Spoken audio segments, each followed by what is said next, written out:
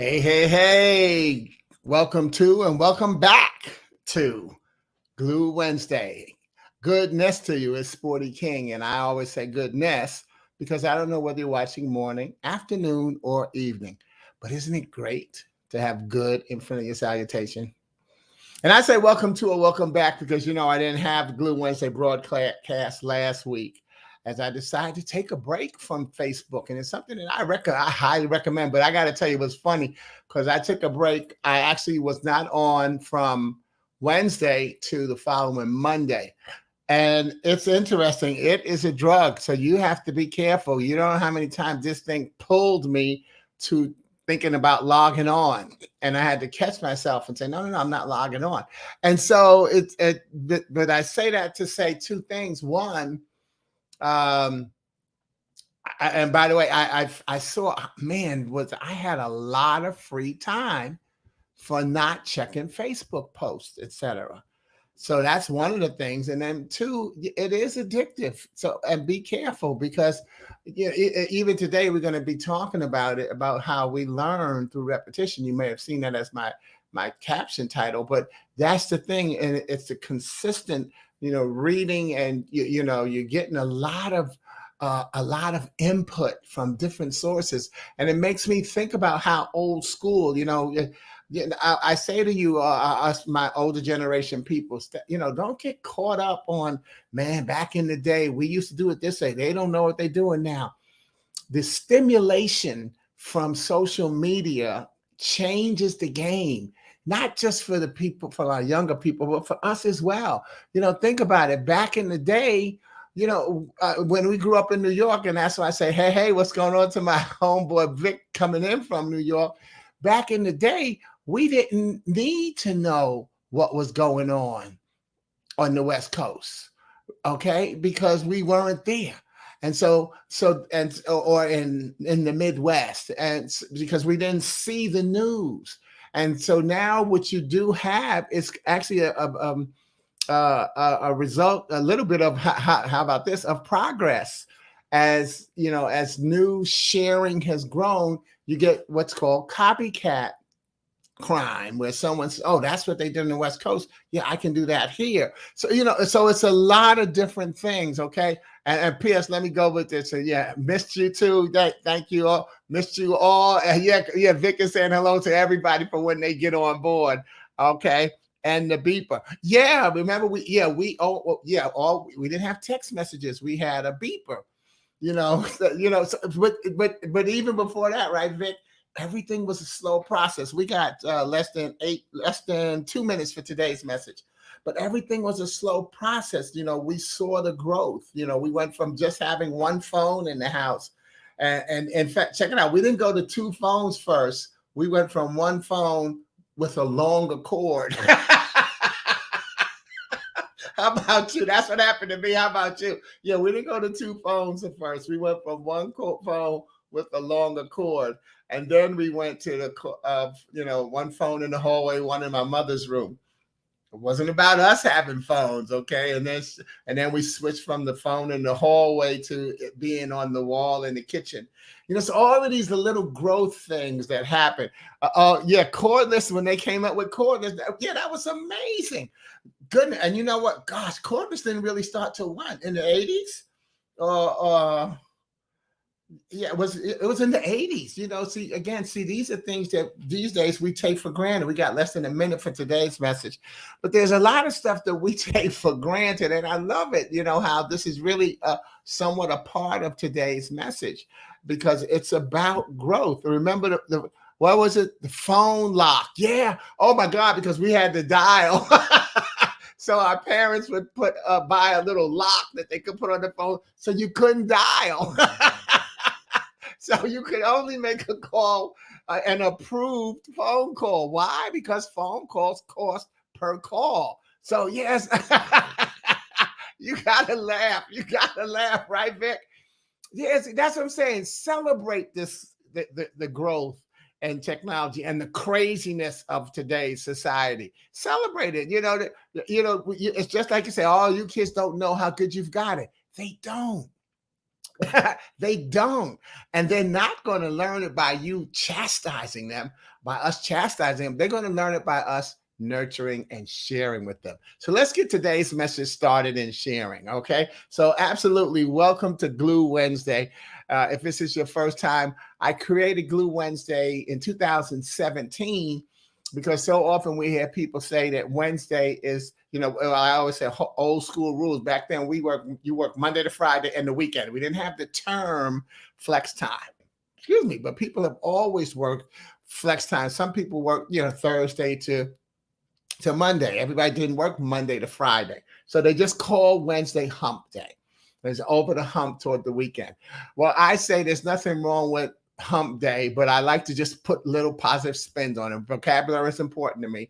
And I said Wednesday is the middle of a traditional 7-day week, regardless of when you work.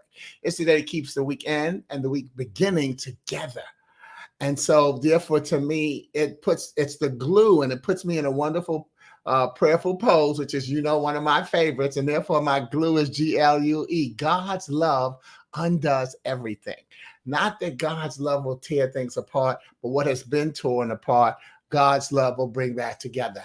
And there's Ronnie coming in. Hey, Pastor. Okay. Yeah, right on time for talking about God's love. And so that's the key. So then what I did during the pandemic is I switched to having a glue Monday and Friday as well.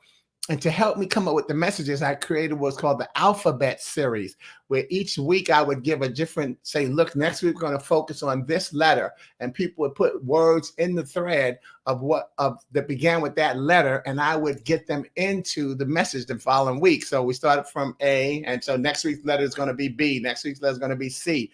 And so we called that the alphabet series, and we went all the way to not only to Z, but we also went to H to say hello to Rogercarole, another coming in as well. So that was the alphabet series. And so now what we're saying is I'm now taking the alphabet series and decided to change it to the numbers. As Rogercarole said, hey, sporty family. I love to see the comments y'all put in the threads always. And of course, they throw me off because I'm trying to do my message, but I just love reading us. This is our time, y'all. So I decided to go from saying the alphabet series, and we'll call it the glue series, but we're using numbers. And so we're calling it the gain series, the glue analogies in numbers. Because that's what's actually happening now, is that we're using the numbers as a way of making my message for the following week. So toward the end of the broadcast, if this is your first time, I'll ask you to put a number in for next week, and I'll work that in. But save that toward the end, please. Or if you have to leave early, put it in before you leave, or come back and put it in, okay? There's no time. As long as I get it by before Sunday, usually that's my best day for when I really start focusing on my next message, okay? But speaking of that, that's one of the things that I'm going to be doing is showing you the process, okay? So anyway, let's keep going, okay? So today's numbers were volunteered by Victor Morris, gave us 22. Daphne Francis gave me 11.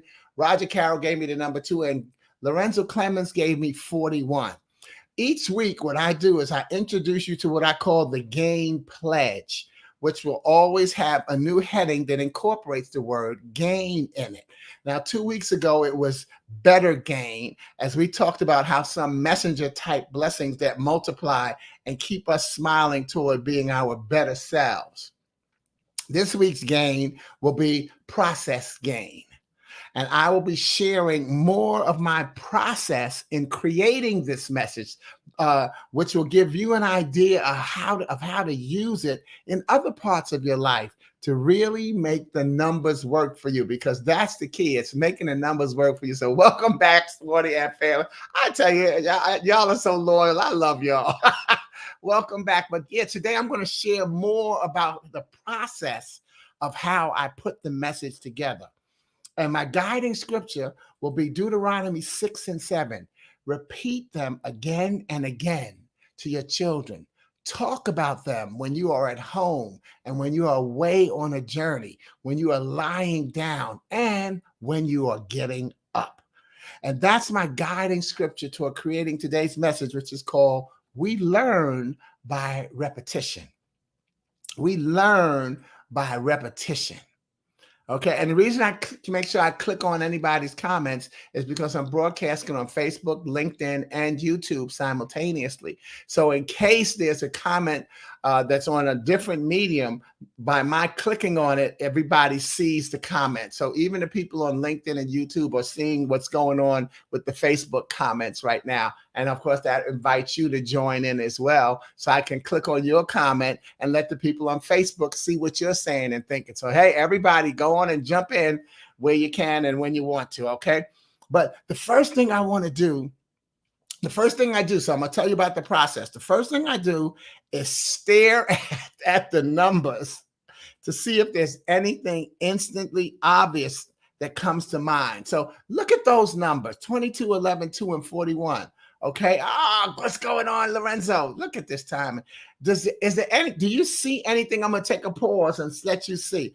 Do you see anything in those numbers that might be instant or obvious about how I could use those numbers or how you could use those numbers? I'm going to take a minute and put that in, let you see what you say. So Lorenzo's checking in. All right. And see, so goodness, so great. All my authors are here. Oh my God, wait, right now, except for Ronnie. Thanks, Ronnie. We got all authors on board. Oh, I see there's some other people on there that haven't let us know. Let me know where you're coming in from. I see it says 8 people are watching. I've seen six comments. 1, 2, 3, 4, 5. 5 different people have made comments. So come on, others. All right. Okay. Yeah. So anyway, yeah. Do you see any pattern in those numbers that you might use? Do you see any patterns? Okay. And like I said, this is going to be good numbers to play. Okay. Because and that's the thing. People say, "Oh, I'm gonna play that number." When they get when something connects to something that happens, people play the number. Sure, that's it. Yeah. Hey, Victor. Okay. Yeah. Okay. Good. And then Victor also says his birthday, the 22nd. Okay, that's the one thing. But any connection to those other numbers, no problem. And May 22nd. Yeah, so happy last month birthday, Vic. Okay, that's enough time. I just wanted to see. And if you still think, even if you're watching on the broadcast, on the video, go on and put something in there where you see what those numbers may have in common. See, here's the pattern. Well, I want to show you how my mind works. And because that's what it actually comes out, is about being creative. So here's how my mind starts to go. So, okay. And there's Lorenzo, anniversary number 41. But Vic and Lorenzo, I'm saying, what about the other numbers? What's the relationship to the other 3 numbers? There's what I'm saying.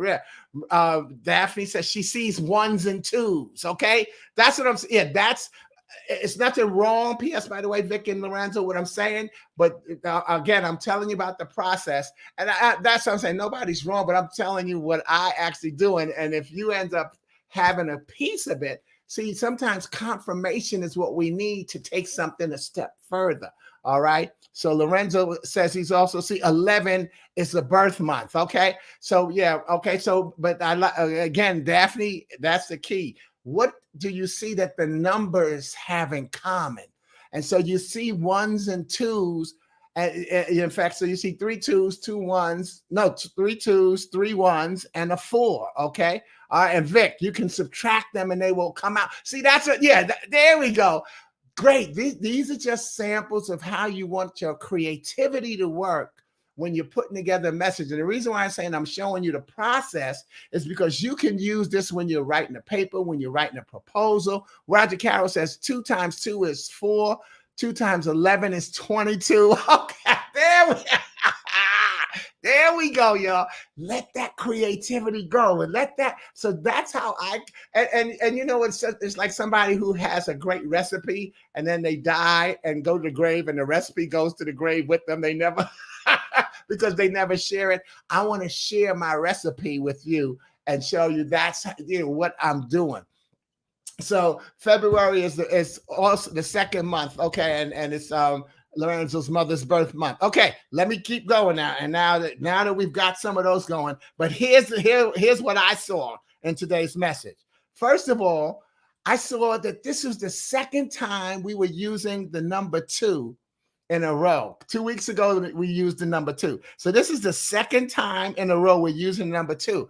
I saw that 11 is a repeat of the number 1, 1, 1, 11. So I saw 11 is a repeat of the number 1, and I saw 22 is a repeat of the number 2. There you go, Lorenzo. That's what I'm talking about. Total numbers. Oh wow, look at that. When he added up the numbers, he got his age, 76. That's what I'm talking about. That's how you make the numbers work for you. Okay. So anyway, but this is what I saw and how I do. I saw that we were reusing the 2 because 2 weeks ago we used the 2.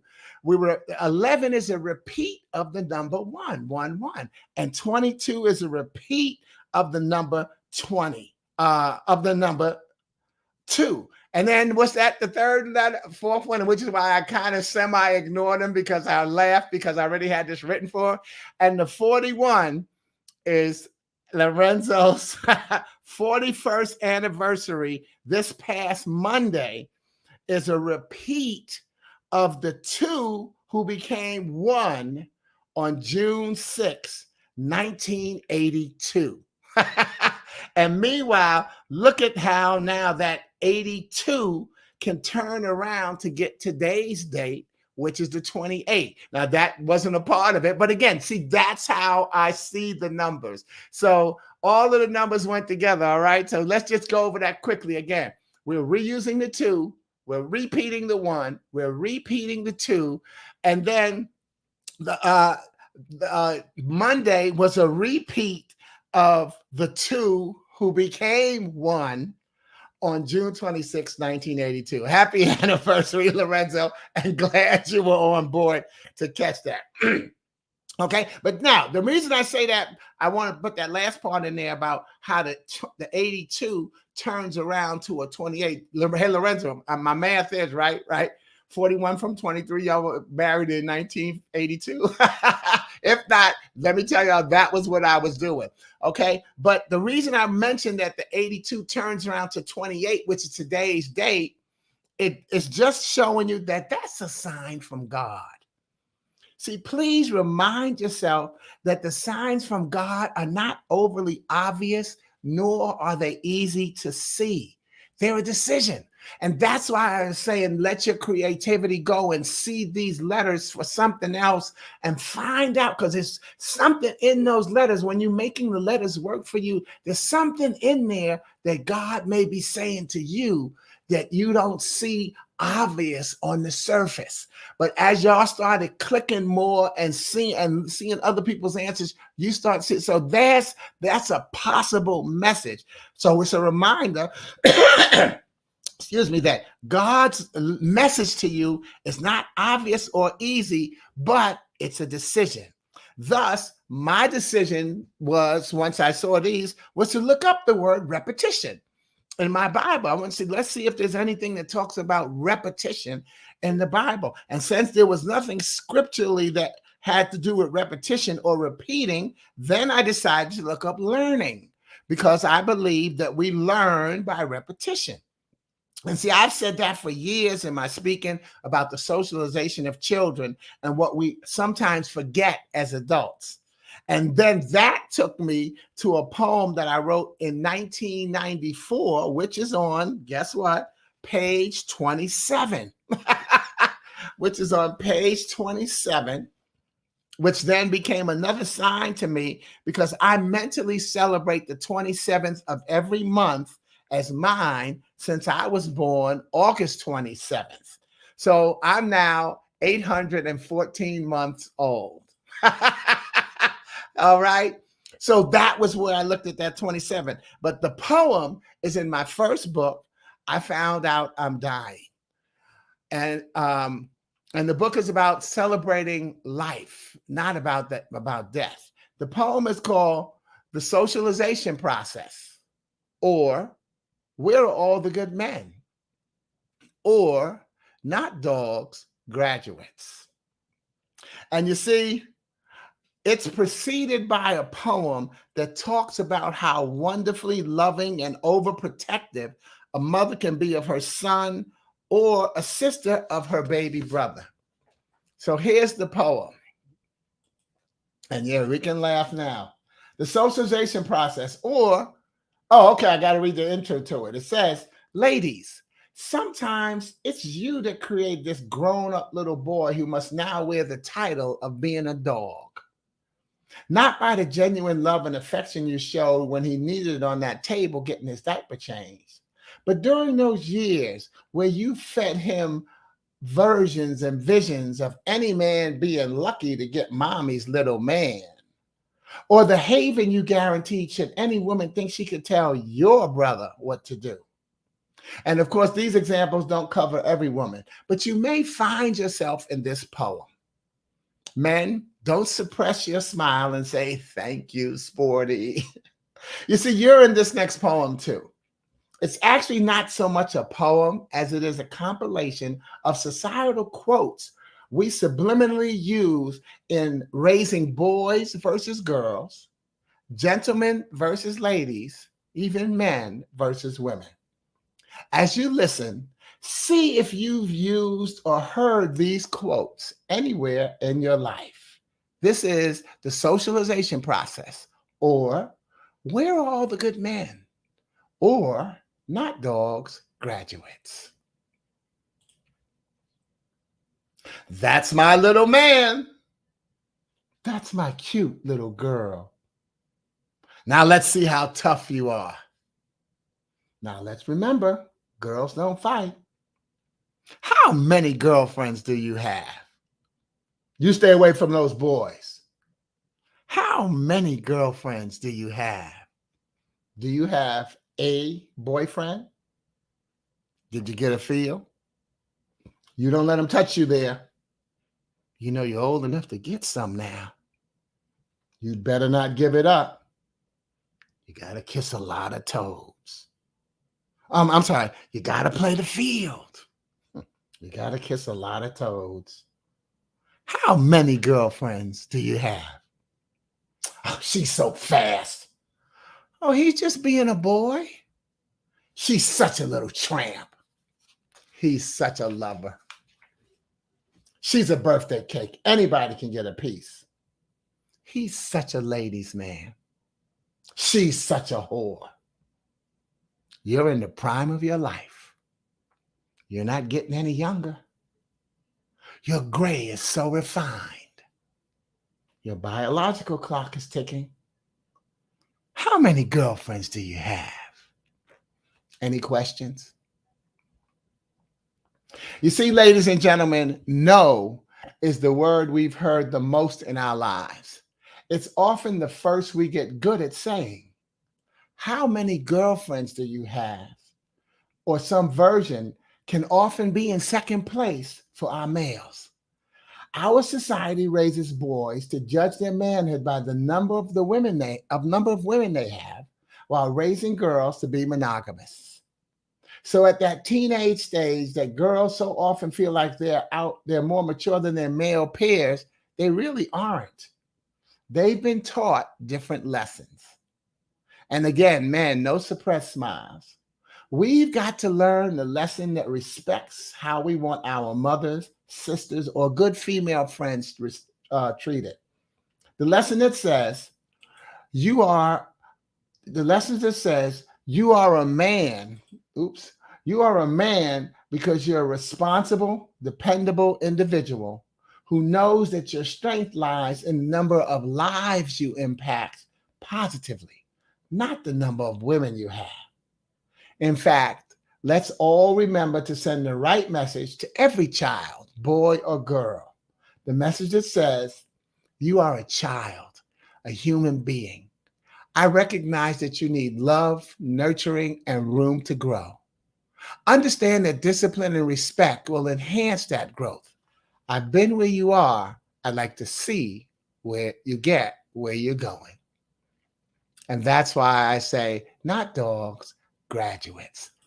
And I don't know when Vic wrote that, but that's the question I've been asking for a while now. I don't know where he wrote that.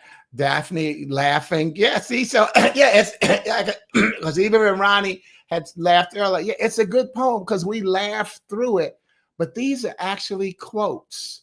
And that's why I say maybe you hear yourself. It's no different than the quote when we're saying these damn kids of today. This is how our words are nurturing our young people and our future as well as our present. So be conscious of what you're saying. Okay, what you say, show you're right. Yeah, it's double standards, right? Right. Isn't that something? It's a double standard. And so we have to learn to be like, let the buck stop with you, because don't say, oh, well, hey, that's the way it is. No, you have to stop doing it. I make sure of how I talk to my nephews about how they're treating women. And to my nieces, I got to tell you what I always tell my nieces when I see them, when they post something about having a new boyfriend. I say, don't forget to let them know you got an overprotective uncle in Charlotte with frequent flyer miles. Because I'm not going to let some guy run over my nieces. And that's why you see Veronica, who calls me pastor. I call her my cousin, but we grew up down the hall from one another. And I was always protective of her, as treating her like a little sister to me, And so that's what we have to do as we go forward. So let's keep going forward and let's go back to learning.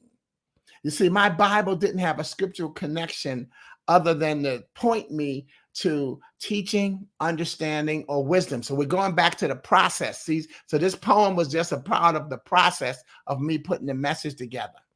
Okay. And I looked at teaching, understanding, and wisdom in reverse order.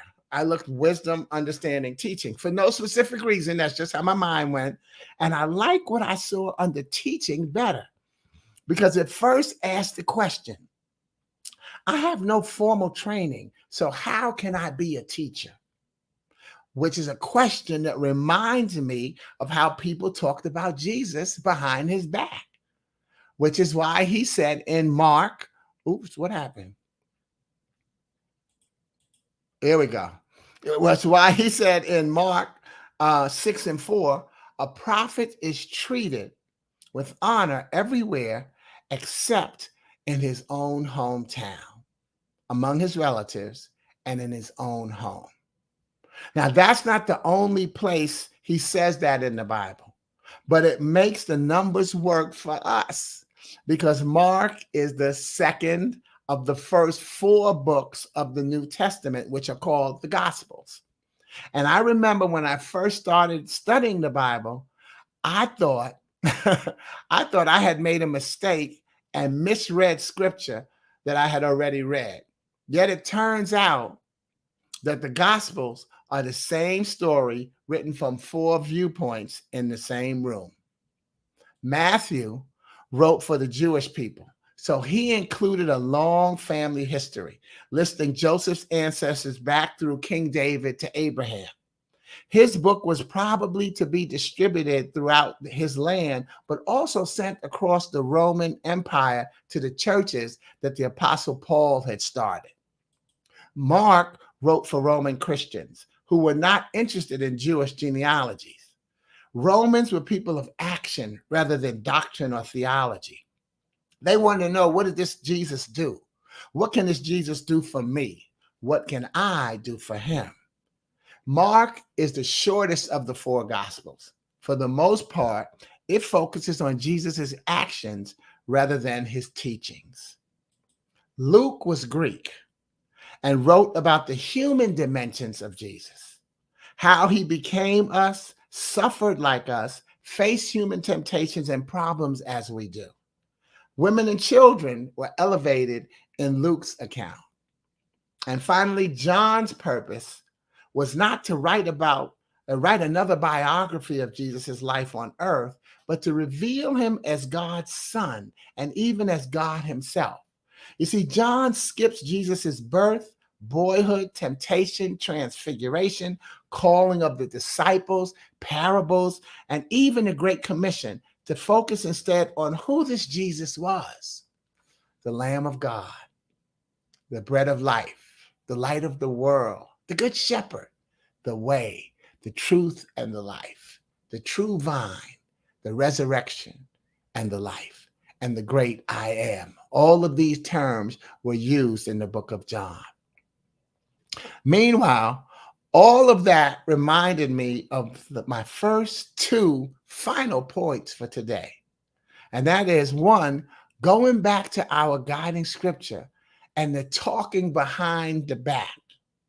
You see, I see myself in that same boat of having no formal teaching. So that's why I laugh when Ronnie calls me pastor.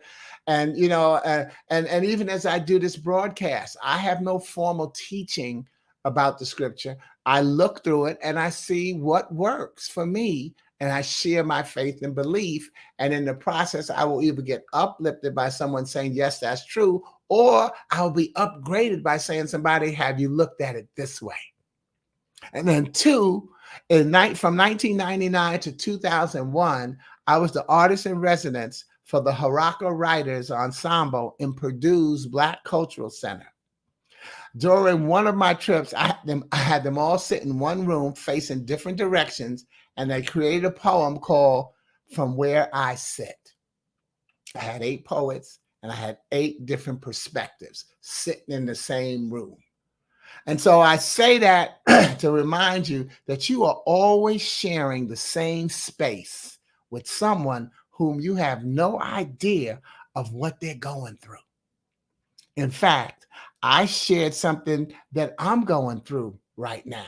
And let's get that. So what works for me is different perspectives. And so what works for you is something you have to think about.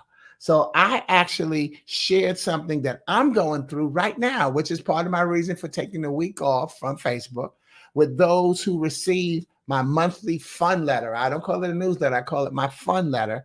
It's called The Golden Brick Road. And so here's an excerpt of what I included in my mailing. I first started out by saying, jump into July. And then I wrote, I had a jolt. Not a jump, a jolt in February when my nephew Tyvon died. And now in June, with the second family member's life coming to an end, my brother Varney. And think about what you just wrote. I'm leaving it right there for you, Lorenzo, because this is how wonderfully connected we can be sometimes. Yet, listen to this comparison. I lost a nephew and a brother. When speaking with my niece, who lost a brother and an uncle, about telling her daughter, she mentioned the challenge in approaching her daughter who had lost 2 uncles. And see how perfect your comment is right there, Lorenzo. What works for me? Each of us were going through something different. I lost a nephew and a brother. My niece lost a brother and an uncle. And her daughter just lost 2 uncles. God gives us unique challenges, even when the circumstances seem the same, which is actually something that I posted today. But this is still my message to my group. And as tough as it may be, we've got to find a way to celebrate his unending presence in our lives, sometimes based on who he takes from us. Today, I add to that message that, and also what he teaches us. And so that, what works for me? How am I looking at it? Same situation, 3 different ways. We had a unique challenge, my niece and her daughter, but our circumstances were not the same of what we had just lost. So that's why you have to ask, what works for me? And it's truly profound. Thank you for that, Lorenzo. And if there's one thing we know that God does not do, it's that he does not stop teaching, because we continue to learn through repetition. So I did say in the intro, be ready to talk about some of the things that you've learned through repetition. So please, what are some lessons that you've learned through repetition? I'm just going to give us about 2 minutes on this. What are some lessons that you've learned through repetition? You just saw my process of how I put the whole message together. And thank you as we come toward the end. But now let's go on and add a little bit more spice to it. Okay? All right, here's one.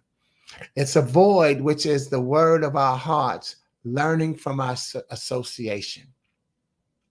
It's avoid, which is the word from our hearts, learning from our association. That's something that you learn through repetition. I'm not sure I understand that one, Lorenzo. It's a void, which is the word from our hearts. We learn from our association, our connection to people. Um, Give me a little more on that if it's not too long, okay?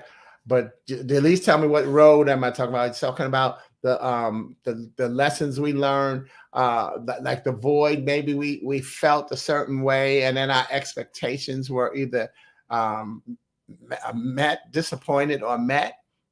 A little bit more on that one.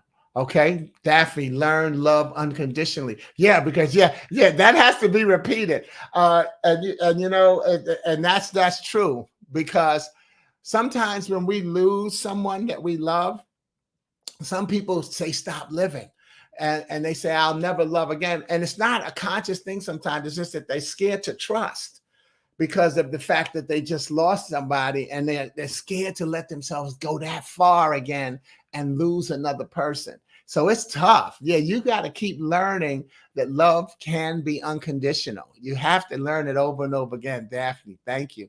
And again, anybody, if you're watching the broadcast, drop that in. What are some lessons you've learned? Maybe it's something that you can come back and read that someone else has shared that might apply to you or might help you get through something. I did a broadcast, actually. I was a guest speaker last night on a Zoom call. And after it, someone wrote me a message telling me that they were going through a tough time. And so I shared what I did with my newsletter, fun letter, and it actually blessed them.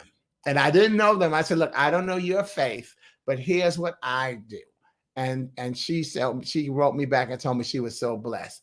Okay, losses can be defined, but it can grow us. Thank you, Lorenzo. So when he says there's a void in the word in our hearts, learning from our association, something that we lose can define us. And that goes back to what Daphne just said about unconditional love, because there's somebody said, well, you know what? Like somebody who doesn't know you or what you just lost sees you as a certain way. And they watch to see what you do now that you've had this loss. By the way, loss for me, LOSS, little obstacles strengthen spirits. Once you've lost something, which direction will you go in now? There's that void in your heart. Will you be able to continue to love? Which direction will you go in?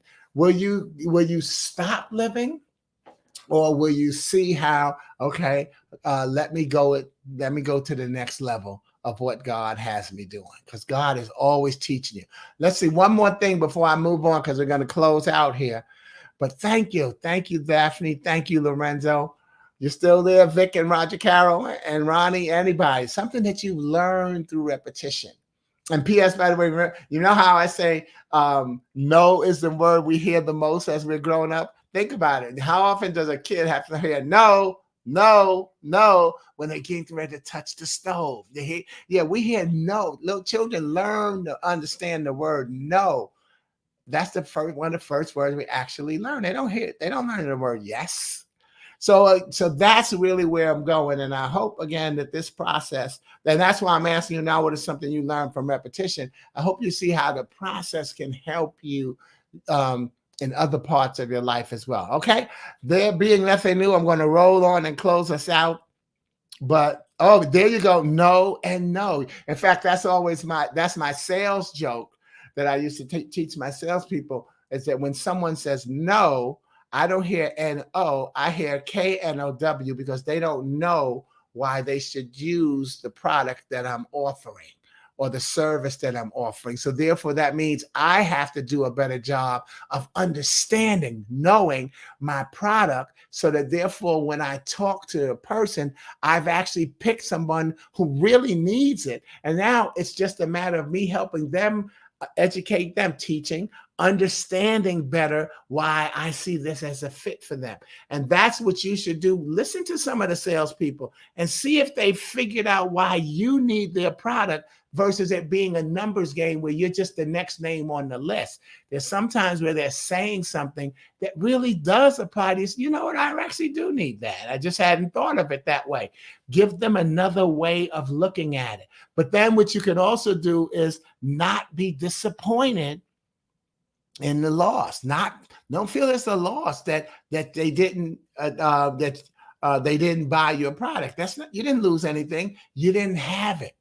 And so therefore what you saw was you saw this as something, but since they don't see it, there's nothing you can do. Okay.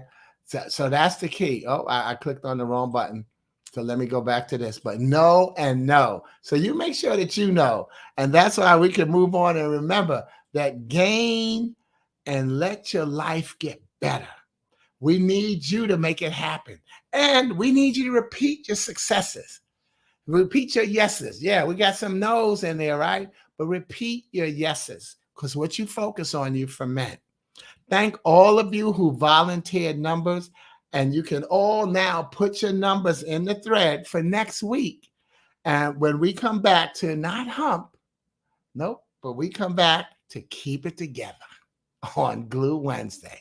And please also remember to put my site into your browser and purchase any of my books or products.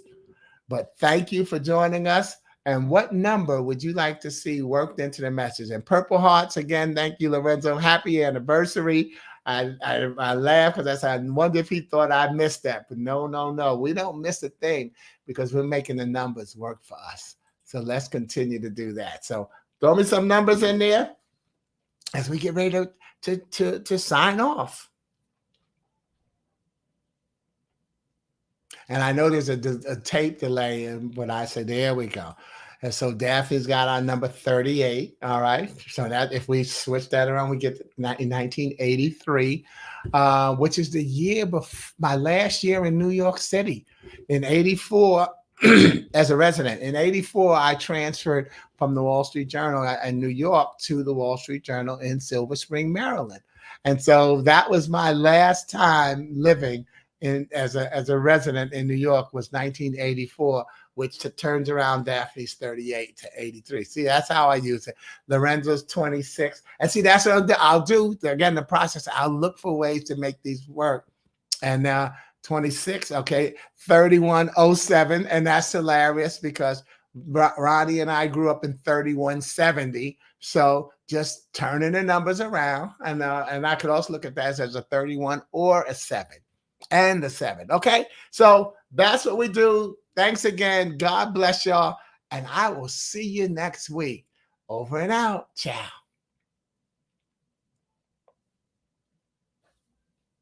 Take the glasses off for the exit.